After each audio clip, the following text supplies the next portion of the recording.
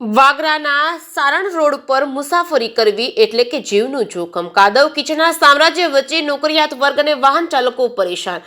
વાગરા તાલુકાના સારણ ગામ પાસેથી પસાર થતો મુખ્ય માર્ગ હાલ વાહન ચાલકો માટે જોખમી સાબિત થયું છે. માટી ભરીને બેફામ દોડતા ઓવરલોડેડ હાઈવા ડમ્પરોમાંથી માર્ગ પર માટી ઢોળાતી હોવાથી અને તેના પર પાણી પડવાથી અત્યંત લપસણો બની ગયો છે. તંત્રની ઘોર બેદરકારીના કારણે એક જ દિવસમાં 4 બાઇક સ્લીપ થયાના બનાવો બન્યા છે, જેમાં સદનસીબે મોટી જાનહાનિ ટળી હતી. સ્થાનિક રહીશોની જણાવ્યા અનુસાર ગેરકાયદેસર માટી ખનન કરતા ડમ્પરોના કારણે રોડ કાદવ કીચડથી લથબથી રહ્યો છે, જેનાથી નોકરિયાત વર્ગ અને વાહન ચાલકોની હાલત કફોડી બની છે. ડમ્પરો દ્વારા ફેલાવવામાં આવતી ગંદકીને લીધે વારંવાર અકસ્માતો સર્જાવા છતાં વહીવટીતંત્ર મૌન સેવી રહ્યું હોવાનો આક્ષેપ ઉઠ્યો છે. આ વિસ્તારમાં ચાલતા બેફામ ખનન અને ઓવરલોડેડ વાહનો સામે જો તાત્કાલિક કડક કાર્યવાહી કરી રસ્તાની સફાઈ કરવામાં નહીં આવે તો ઉગ્ર આંદોલન કરવાની ચીમકી સ્થાનિકોએ ઉચ્ચારી છે.